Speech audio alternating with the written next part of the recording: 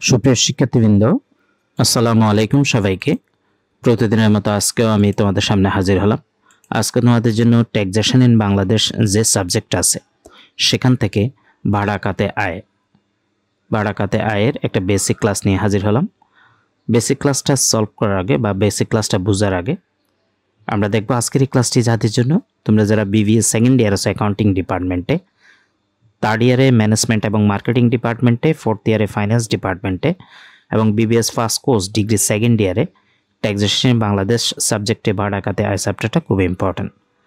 আজকের বেসিক ক্লাসটা সলভ করব। বেসিক ক্লাসটা সলভ করা হয়ে গেলে বা বোঝা হয়ে গেলে তারপরে এই চ্যাপ্টারের যতগুলো ইম্পর্ট্যান্ট ম্যাথ আছে সবগুলো আমরা ধারাবাহিকভাবে সলভ করার চেষ্টা করব। খেয়াল করি স্ক্রিনে আমরা বেসিক ক্লাসের জন্য ভাড়া খাতে আয় ধারা 35 ও 39। প্রথমে করদাতার নাম লিখতে হবে, তারপরে হলো ঠিকানা, যদি প্রশ্নে দেয়া থাকে লিখব, নাহলে ডট ডট দিব। কর অঞ্চল প্রশ্নে দেয়া থাকলে দিব, যদি না থাকে ডট ডট উল্লেখ করব। আবাসিক মর্যাদা dot dot, TIN number dot dot. এগুলো ডট ডট দেওয়ার কারণ হলো এখানে প্রশ্ন যদি উল্লেখ না থাকে আমরা ডট ডট দিয়ে রাখবো। তবে ফরম্যাটটা হবে এইভাবে, আয় বর্ষ প্রশ্নে যদি এভাবে লেখা থাকে 2022-23, কর বর্ষ হবে তার পরবর্তী বছর 2023-24। এখানে একটা জিনিস খেয়াল রাখবা, আয় বর্ষ বা কর বর্ষ যেটাই দেয়া থাকুক, যদি আয় বর্ষ দেয়া থাকে কর বর্ষ হবে তার পরবর্তী বছর, যদি কর বর্ষ দেয়া থাকে তাহলে আয় বর্ষ হবে তার পূর্ববর্তী বছর। ভাড়া হতে মোট আয় নির্ণয়, আয়ের খাত ও বিবরণের একটা কলাম থাকবে। তোমরা 2টা কলাম দিয়েও করতে পারো, 3টা কলাম দিয়েও করতে পারবা। ভাড়া হতে আয় ধারা 35-39। প্রথমে প্রাপ্ত ভাড়া প্রশ্নে দেয়া থাকবে, সেটা আমরা লিখব প্রথম করে, তার সাথে যোগ করব উৎসে কর্তৃত কর। উৎসে কর্তৃত কর বলতে প্রাপ্ত ভাড়া থেকে আমরা যদি দেখি সরকার উৎসে কর কর্তন করছে সেটা প্রাপ্ত ভাড়ার সাথে আমরা যোগ করে দেব। তার সাথে যোগ করব ভাড়াটিয়া কর্তৃক বহনকৃত বাড়ির খরচ, অর্থাৎ ভাড়াটিয়া যদি এমন কোনো খরচ বহন করে যেটা মূলত হলো মালিকের, এ ধরনের কোনো খরচ যদি থাকে তাহলে ভাড়াটিয়া কর্তৃক বহনকৃত ওই বাড়ির খরচটা যোগ হবে। বাদ দিতে হবে কি দেখো, মালিক কর্তৃক বহনকৃত ভাড়াটিয়ার ব্যক্তিগত খরচ, অর্থাৎ ভাড়াটিয়ার এমন কোনো খরচ আছে, মনে করো গ্যাস বিল তো ভাড়াটিয়ার খরচ, এটা যদি মালিক বহন করে তাহলে কিন্তু এটা বাদ দিতে হবে। তাইলে আমরা প্রকৃত ভাড়াটা পাবো। প্রকৃত ভাড়া পাওয়ার পরে তার সাথে ন্যায়সঙ্গত ভাড়া মূল্য বা পৌরমূল্য এটাও লিখব। এই প্রকৃত ভাড়া এবং ন্যায়সঙ্গত ভাড়া মূল্য বা পৌরমূল্য এই দুইটার মধ্যে যেটি বড়, আবার খেয়াল করো প্রকৃত ভাড়া বের করার সময় কি যোগ করতে হয়, প্রাপ্ত ভাড়ার সাথে কি বিয়োগ করতে হয় সেটা খেয়াল করবা। প্রকৃত ভাড়া পাওয়ার পরে তার সাথে পৌরমূল্য অথবা ভাড়া মূল্য দেয়া থাকবে প্রশ্নে। এই দুইটার মধ্যে প্রকৃত ভাড়া এবং প্রশ্নে যে পৌরমূল্য বা ভাড়া মূল্য দেয়া থাকবে এই দুইটার মধ্যে যেটা বড় সেটাই হবে বার্ষিক মূল্য। সেজন্য বার্ষিক মূল্য লিখে যেটি বড় লিখে দিলাম। এরপরে পরবর্তী অংশে দেখি এর সাথে আরও কি হয়। তার সাথে যোগ হবে অগ্রিম ভাড়া, যোগ হবে অগ্রিম ভাড়া ব্যতীত সম্পত্তি হতে অন্য কোনো প্রাপ্তি হলে সেটাও যোগ হবে। বাদ দিতে হবে পূর্ববর্তী কোনো আয় বর্ষে প্রাপ্ত অগ্রিম ভাড়ার সমন্বয় করতে হবে, এটা বাদ দিতে হবে। তারপরে বাদ দিতে হবে যদি শূন্যতা ভাতা থাকে সেটাও বাদ দিয়ে ফাইনালি আমরা লাস্ট করে নিয়ে আসব মোট ভাড়া মূল্য। এই মোট ভাড়া মূল্য থেকে আমরা অনুমোদনযোগ্য খরচগুলো বাদ দেব। এখন অনুমোদনযোগ্য খরচ কি থাকে? 1 নম্বর বিমা প্রিমিয়াম, 2 নম্বর ঋণের সুদ বা মুনাফা, 3 নম্বর ভূমির খাজনা, 4 নম্বর পৌর কর, 5 নম্বর ভূমি ভাড়া, 6 নম্বর হলো মেরামত ও রক্ষণাবেক্ষণ খরচ ব্র্যাকেটে ভাড়া দেয়া আবাসিক উদ্দেশ্যে ব্যবহৃত গৃহের মোট ভাড়া মূল্যের 25% অথবা বাণিজ্যিক উদ্দেশ্যে ব্যবহৃত গৃহের মোট ভাড়া মূল্যের 30%। এই লাইনটা মনোযোগ দিয়ে খেয়াল করো। মেরামত ও রক্ষণাবেক্ষণ খরচ ধার্য করার সময় বা বাদ দেওয়ার সময় খেয়াল করবা, বাড়িটি যদি আবাসিক উদ্দেশ্যে ভাড়া দেয় বা বসবাসের উদ্দেশ্যে ভাড়া দেয় সেক্ষেত্রে 25% ভাড়া মূল্য যেটা হবে সেটার 25%। আর যদি দেখো বাণিজ্যিক উদ্দেশ্যে বা ব্যবসায়িক উদ্দেশ্যে ভাড়া দেয় ওই ভাড়া মূল্যের 30% হবে মেরামত ও রক্ষণাবেক্ষণ খরচ। তাহলে মেরামত রক্ষণাবেক্ষণ খরচটা 25%, 30% খেয়াল রাখবা, ওইটা ভাড়া মূল্যের উপর চার্জ করে তারপরে মাইনাস করে দিবা। তারপরে বাদ দিব ঋণের সুদ বা ঋণের ভাড়া, পূর্ব সুদ বা মুনাফা থাকলে এটাও অনুমোদনযোগ্য খরচের আওতায় এসে ফাইনালি সবগুলো অনুমোদনযোগ্য খরচ 1 থেকে 7 যতগুলো আছে সবগুলো যোগ করব। খেয়াল রাখবে এই পরীক্ষায় হয়তো বা প্রশ্নে তোমাদের এখান থেকে এই 60টার ভিতর থেকে হয়তো 3টা 4টা থাকতে পারে বা 2টা থাকতে পারে, যে কয়টাই থাকুক এই 60টার মধ্যে থাকবে, সেগুলো নিজেরা সব অনুমোদনযোগ্য খরচ যোগ করে ফাইনালি বাইরে এনে সেটা মোট ভাড়া মূল্য যেটা সেখান থেকে মাইনাস করে দিলেই তুমি ভাড়া হতে আয় পেয়ে যাবা। তো এই ছিল আমাদের আজকের ভাড়া হতে আয়ের বেসিক ক্লাস। এরপরে আমরা সিরিয়ালি সাজেশনগুলো ফলো করব।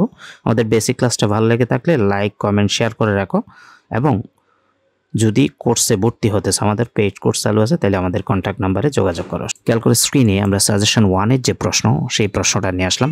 আমরা দেখতে পাচ্ছি প্রশ্নটা ন্যাশনাল ইউনিভার্সিটি অ্যাকাউন্টিং ডিপার্টমেন্টে সেকেন্ড ইয়ারে বিবি অনার্সে 2021 সালে আসা একটা প্রশ্ন।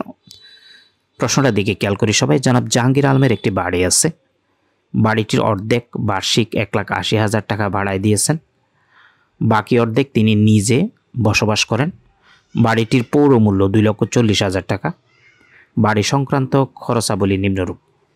অর্থাৎ এখানে যে তার বাড়িটা আছে জনাব জাহাঙ্গীর আলমের, উনি অর্ধেক, বাড়িটার অর্ধেক কিন্তু খেয়াল করবে 1,80,000 টাকায় ভাড়া দিছে, বাকি অর্ধেক তিনি বসবাস করেন, আর পৌর মূল্য 2,40,000 দিয়ে আছে। আর এই বাড়ি সংক্রান্ত যে খরচ সেগুলো মেরামত খরচ 48,000, ভূমির কাজ না 3,000, আদায় খরচ 3,000, গৃহ নির্মাণ ঋণের সুদ 1,400 এবং বিমা প্রিমিয়াম আছে 1,200। বাড়িটির ভাড়াটিয়া অংশ 2 মাস কালে ছিল, অর্থাৎ যে অংশটা ভাড়া দিয়েছিল সেখানে 2 মাস খালি ছিল। 2022-23 আয়বর্ষে জনাব জাহাঙ্গীর আলমের ভাড়া হতে আয় নির্ণয় করো। তাহলে আমরা কিছুক্ষণ আগে একটা বেসিক ক্লাস দেখছি, ওই বেসিক ক্লাসকে বেস করে বা ভিত্তি করে আমরা এখানে ভাড়া হতে আয় নির্ণয় করব। আমরা পরবর্তী পেজে আসলাম। পরবর্তী পেজে এসে আমরা বেসিক ক্লাসে যে ফরম্যাট দেখছি, করদাতার নাম লিখতে হয়, জনাব জাহাঙ্গীর আলম লিখলাম, ঠিকানা যেহেতু দেওয়া নাই ডট ডট, কর অঞ্চল দিয়ে ডট ডট দিবা, আবাসিক মর্যাদা, টিআইএন নাম্বার এগুলো ডট ডট দিবা, কারণ এগুলো প্রশ্নে উল্লেখ নাই। বাট যখন তুমি ফাইলটা তৈরি করবা জনাব জাহাঙ্গীর আলমের, তখন কিন্তু ওইখানে ডিটেলস থাকবে। প্র্যাকটিক্যালি পরীক্ষার খাতায় যদি প্রশ্ন না থাকে লিখবা না, কোনো সমস্যা নেই। আয়বর্ষ 2022-23 এবং করবর্ষ হলো 2023-24। ভাড়া হতে মোট আয় নির্ণয়, এই আয়বর্ষ করবর্ষ প্রশ্নে যেভাবে থাকে, যদি আয়বর্ষ দেয়া থাকে করবর্ষ তার পরবর্তী বছর হবে, যদি করবর্ষ দেয়া থাকে আয়বর্ষ তার পূর্ববর্তী বছর হবে। তারপরে ভাড়া হতে মোট আয় নির্ণয় লিখে আয়ের খাতে বিবরণ 2টা টাকার ঘর দেব। ভাড়া হতে আয় বর্তমানে দ্বারা 35-39। ক নাম্বার, এখানে ভাড়া দেওয়া অংশ হতে আয় বের করব আগে, সেজন্য প্রথমে আমরা প্রকৃত ভাড়া মূল্যটা লিখলাম 1,80,000, ঠিক আছে। তার সাথে পৌর মূল্যটাও লিখব। তো পৌর মূল্য কত আছে আমরা যদি প্রশ্নে দেখি, যেমন তার বাড়িটি অর্ধেক বার্ষিক 1,80,000 ভাড়া দিয়েছে, এটা ভাড়া মূল্য।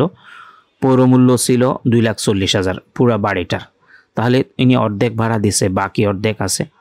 2,40,000 টাকার 2টা ভাগ করে নিব আমরা, এখানে ভাড়া দেওয়া অংশটাই বের করব, সেজন্য পুরো বাড়িটার থেকে 2 ভাগ করে নিব, কারণ অর্ধেক ভাড়া দিছে। 2,40,000-কে 2 ভাগ করলে 2 দিয়ে ভাগ করে 1 দিয়ে গুণ করলে 1,20,000। এই দুইটার মধ্যে বার্ষিক মূল্য হবে যেটি বড়, তাহলে 1,80,000 এবং 1,20,000 এই দুইটার মধ্যে বড় 1,80,000, সেজন্য বার্ষিক মূল্য দেখাইতে হবে যেটা বড়। তার মানে আমরা বুঝতে পারছি কি, ভাড়া দেওয়া অংশ হতে আয় বের করার সময় প্রকৃত ভাড়া মূল্য অথবা পৌর মূল্য এই দুটার মধ্যে যেটা বড় সেটাই ভাড়া দেওয়া হতে আয়ের অন্তর্ভুক্ত হবে। তো বার্ষিক মূল্য যেটি বড় পাইলাম, এরপরে বাদ অনুমোদনযোগ্য খরচের মধ্যে শূন্যতা ভাতা। তো শূন্যতা ভাতা আমাদের প্রশ্নে যদি দেখি, একদম লাস্টে লেখা আছে বাড়িটির ভাড়াটি অংশ 2 মাস খালি ছিল। তাহলে 2 মাস খালি ছিলে, 2 মাসের ভাড়া কত? 1 বছরে 1,80,000 টাকা ভাড়া। তাহলে তুমি যদি 1,80,000-কে 12 মাস দিয়ে ভাগ করো, ওই 2 মাস দিয়ে গুণ করো, তাহলে 2 মাসের পেয়ে যাবা। তো শূন্যতা ভাতা এইভাবে বের করব, 1,80,000 যেহেতু 12 মাসের ভাড়া, 12 মাস দিয়ে ভাগ করলাম, 1 মাসের পাবো, সেটাকে 2 মাস দিয়ে গুণ করলে 2 মাসের শূন্যতা ভাতা 30,000, সেটা বাদ দিয়ে মোট ভাড়া মূল্য 1,50,000। পরবর্তী পেজে আসলাম। পরবর্তী পেজে এসে বাদ দিব অনুমোদনযোগ্য খরচাবলী।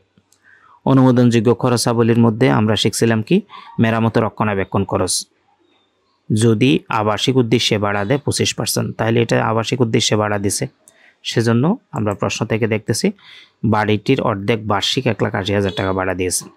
এখানে কিছু উল্লেখ না থাকলে অবশ্যই এটা আবাসিক উদ্দেশ্যে, আর বাণিজ্যিক উদ্দেশ্য হলে সেটা ক্লিয়ারলি উল্লেখ থাকবে। তো 1,80,000 টাকা যেটা তার 25%, সরি 1,80,000 না, এখানে আমাদের প্রকৃত ভাড়া কত? আমরা কিছুক্ষণ আগে প্রকৃত মোট ভাড়া মূল্য বের করছি কত? 1,50,000। এই যে মোট ভাড়া মূল্য যেটা খেয়াল করবা, মোট ভাড়া মূল্যের উপরে 25% হবে, ঠিক আছে? তো আমরা মোট ভাড়া মূল্য 1,50,000-এর 25% 37,500। ভূমির খাজনা যত আছে সেটাকে 2 ভাগ করব। কেন 2 ভাগ করব? কারণ মালিক এখানে অর্ধেক নিজে বসবাস করে আর অর্ধেক ভাড়া দিছে। এখানে যে অংশটা ভাড়া দিছে সেই অংশের আনুপাতিক খরচটা আমরা আনবো। তো ভূমির খাজনাকে 3,000 টাকা প্রশ্নে দেয়া আছে, দেখো ভূমির খাজনা দেয়া আছে 3,000, সেটাকে 2 ভাগ করবো। এখন তোমার প্রশ্ন হতে পারে মেরামত খরচ কেন আসতেছে না? কারণ মেরামত খরচটা আমরা যেখানে 25% করে ফেলছি, এই 25%-এর ভিতরে কিন্তু মেরামত খরচগুলো চলে আসছে। যখন আমরা 25% অংশ করে নিব তখন প্রশ্নের ভিতরে মেরামত খরচ থাকলে সেটা আর আসবে না। ভূমির খাজনাকে 2 ভাগ করে নিলাম, প্রত্যেকটা খরচকে, যেমন গৃহ নির্মাণ ঋণের সুদ 1400 আসে সেটাকেও 2 ভাগ করে নিব, কারণ অর্ধেক ভাড়া দিছে, তো সেজন্য 2 ভাগ করে অর্ধেক অংশ 700 আনছি। বিমা প্রিমিয়াম যেটা সেটাকেও 2 ভাগ করে 600। এবার সবগুলো অনুমোদন খরচ যোগ করলে 40,300, সেটা আমরা এই যে মোট ভাড়া মূল্য 1,50,000 পাইছি, সেখান থেকে যদি আমরা মাইনাস করে দিই তাহলে 1,09,700 টাকা হবে ভাড়া হতে আয়। একটা টিকা দিলাম। আদায় খরচ মেরামত রক্ষণাবেক্ষণ খরচের অংশ বলে আলাদাভাবে বিবেচনা করার প্রয়োজন নেই। ওই যে কথা আমি বলছিলাম যে মেরামত রক্ষণাবেক্ষণ খরচ 25% যখন চলে আসছে তখন এই যে মেরামত খরচ এবং আদায় খরচ এগুলো আলাদাভাবে আর বিবেচনায় আসবে না, কারণ ওই 25%-এর ভিতরে তারা অন্তর্ভুক্ত আছে। তো এই ছিল আমাদের আজকের ক্লাস। আমাদের ক্লাসগুলো ভালো লাগলে অবশ্যই লাইক, কমেন্ট, শেয়ার করবা। স্ক্রিনে আমরা সাজেশন 2 এর যে প্রশ্ন সেই প্রশ্নটা নিয়ে আসলাম। আমরা দেখতে পাচ্ছি প্রশ্নটা ন্যাশনাল ইউনিভার্সিটি বিবিএ অনার্সে সেকেন্ড ইয়ারে 2019 সালে আসা একটা প্রশ্ন। জনাব রোমেল একটি প্রাইভেট কলেজের সহকারী অধ্যাপক। তার বাড্ডায় একটি বাড়ি আছে যা তিনি প্রতি মাসে 16,000 টাকা ভাড়া পান। বাড়িটির পৌরমূল্য বার্ষিক 2 লক্ষ টাকা। 2022-23 আয় বছরে গৃহখাত হতে নিম্নোক্ত খরচ আদি সম্পন্ন হয়েছে। অর্থাৎ এখানে ওনার বাড়ির পৌরমূল্য দেওয়া আছে এবং প্রতি মাসে বাড়িতে তিনি 16,000 টাকা ভাড়া পায়। তাছাড়া তার ওই বাড়ির জন্য যে খরচগুলো হয়েছে, যেমন মেরামত খরচ 44,000, পৌর কর 6,000, ভাড়া আদায় খরচ 6,000, ত্রৈমাসিক অগ্নি বিমা প্রিমিয়াম 500, ঋণকৃত তহবিলের সুদ 13,000। বাড়িটি বছরে 1 মাস খালি ছিল, মানে এক বছরে যে বছর হিসাব করছে সে মাসে 1 মাস খালি ছিল। 2023-24 কর নির্ধারণী বছরে ভাড়া হতে মোটাই নির্ণয় করতে হবে। তো প্রথমে আমরা ভাড়া হতে মোটাই নির্ণয়ের জন্য একটা ফরম্যাট তৈরি করব। উপরে করদাতার নাম জনাব রোমেল, ঠিকানা লিখে ডট ডট, কর অঞ্চল লিখে ডট ডট, আবাসিক মর্যাদা টিআইএন এগুলোতে ডট ডট দিব, কারণ এগুলো প্রশ্ন উল্লেখ নেই। তবে ফরম্যাটে তোমাকে কিন্তু দেখাইতে হবে। আয় বর্ষ 2022-23, কর বর্ষ তার পরবর্তী বছর হয় 2023-24। ভাড়া হতে মোটাই নির্ণয়। আয়ের খাত ও বিবরণ দুইটা টাকার ঘর হবে। ভাড়া হতে আয় দ্বারা 35-39 বর্তমানে। ভাড়া মূল্য যেহেতু মাসিক ভাড়া মূল্য দেওয়া আছে সেজন্য এটাকে 12 দিয়ে গুণ করতে হবে। 1 মাসে 16 হলে 12 দিয়ে গুণ করলে 1,92,000। আমরা যদি প্রশ্নে দেখি, দেখো এখানে কি বলা আছে, তার বাড্ডায় একটি বাড়ি আছে যা তিনি প্রতি মাসে 16,000 টাকা ভাড়া পান। এটা যদি বার্ষিক হইতো তাইলে কিন্তু গুণ দিতে হইতো না, মাসিক বললে 12 দিয়ে গুণ দিয়ে 1 বছরে 1,92,000। তার নিচে আমরা পৌরমূল্যটা লিখব। প্রশ্নে পৌরমূল্য 2 লাখ। এই ভাড়া মূল্য এবং পৌরমূল্য এই দুইটার মধ্যে যেটি বড় সেটাই হবে বার্ষিক মূল্য। যেহেতু পৌরমূল্যটা বড় সেজন্য আমরা বার্ষিক মূল্য যেটি বড় লিখে 2 লাখ দেখাইলাম। সেখান থেকে বাদ দিতে হবে শূন্যতা ভাতা। শূন্যতা ভাতা বলতে আমরা কি বুঝি, যে বার্ষিক মূল্য বের হয় সেটা যেহেতু 1 বছরের ভাড়া, সেটাকে 12 মাস দিয়ে ভাগ করে যত মাস খালি থাকে, 1 মাস খালি আছে 1 মাস দিয়ে গুণ করলে 16,667 টাকা হবে শূন্যতা ভাতা। তাহলে আমরা যদি প্রশ্নে দেখি এখানে কি লেখা আছে, বাড়িটি বছরে 1 মাস খালি ছিল। ওই খালি ছিল সেটা আমরা শূন্যতা ভাতা হিসেবে মাইনাস করে মোট ভাড়া মূল্য 1,83,333। এখন এখান থেকে অনুমোদনযোগ্য খরচগুলো বাদ দিব। আমরা পরবর্তী পেজে আসলাম। বাদ অনুমোদনযোগ্য খরচসমূহের মধ্যে 1 নম্বরে মেরামত ও রক্ষণাবেক্ষণ খরচ। আমরা বেসিক ক্লাসে শিখছি যে মেরামত ও রক্ষণাবেক্ষণ খরচ যে বাড়িটি ভাড়া দিবে সেটা যদি আবাসিক উদ্দেশ্য হয় 25% এবং বাণিজ্যিক উদ্দেশ্য হলে 30%। যেহেতু এটা আবাসিক উদ্দেশ্যে সেজন্য এটা 25%। তাহলে আমরা পূর্ববর্তী পেজে মোট ভাড়া মূল্য কত পাইছি, 1,83,333। এটারই 25% হবে। অনেকে আবার খেয়াল করো ভাড়া মূল্য বা পৌর মূল্য এগুলোর উপর না, মোট ভাড়া মূল্য যেটা বের হবে সেটার 25% হবে। তাহলে 25% কত? 45,833। এটা হলো মেরামত রক্ষণাবেক্ষণ খরচ। 2 নম্বর পৌর কর আছে 6,000 টাকা। অগ্নি বিমা প্রিমিয়াম আছে, সেটা কিন্তু আমাদের প্রশ্নে যদি দেখি, দেখো কি লেখা আছে, ত্রৈমাসিক মানে 3 মাস অন্তর অন্তর, কোয়ার্টারলি যেটাকে বলে, ত্রৈমাসিক অগ্নি বিমা প্রিমিয়াম 500। তাইলে আমরা জানি 4 কোয়ার্টারে 1 বছর, সেজন্য 500 টাকা যেটা ত্রৈমাসিক সেটাকে 1 বছরে আনার জন্য 4 দিয়ে গুণ করছে 2000। ঋণের সুদ 13,000। এখানে আমরা একটু আগের অঙ্কগুলোর সাথে বলি যে আগের অঙ্কগুলোতে আমরা 2 দিয়ে ভাগ করতাম, কারণ আগের অঙ্কগুলোতে প্রশ্ন ছিল এরকম যে বাড়িটা অর্ধেক ভাড়া দিছে, এখানে কিন্তু এরকম বলে নাই, তার মানে বাড়িটা পুরাই ভাড়া দিছে। এই পুরো খরচগুলো কিন্তু কিসের? পুরো বাড়ির জন্য, অর্থাৎ ভাড়া দেওয়া অংশের জন্য, সেজন্য আমরা সরাসরি এগুলো নিয়ে আসছি। সব অনুমোদন খরচ যোগ করব, যোগ করে 66,833, সেটা পূর্ববর্তী পেজ যে মোট ভাড়া মূল্য 1,83,333 টাকা, সেখান থেকে মাইনাস করে দিলেই আমরা ভাড়া হতে মোটায় পেয়ে যাব 1,16,500। আমরা জাস্ট বোঝার জন্য কিছু টিকা দিয়ে দিচ্ছি, খেয়াল করো। 1 নম্বর ভাড়া মূল্য ও পৌর মূল্য যেটি বড় সেটি বার্ষিক মূল্য হিসেবে গণ্য করা হয়, যেটা আগেই বলছি যে আমাদের প্রিভিয়াস পেজে, এই যে ভাড়া মূল্য এবং পৌর মূল্য এটার মধ্যে যেটা বড় সেটাই হবে বার্ষিক মূল্য। 2 নম্বরটিকে আবাসিক উদ্দেশ্যে ব্যবহৃত হয়েছে ধরা হলে, তাই মেরামত রক্ষণাবেক্ষণ খরচ মোট ভাড়া মূল্যের 25%। ওই যেটা বলছিলাম যে মেরামত রক্ষণাবেক্ষণ খরচ কেন 25% ধরছে, এটা যদি আবাসিক উদ্দেশ্যে হয়, এটা আবাসিক উদ্দেশ্যে ধরছি সেজন্য 25%।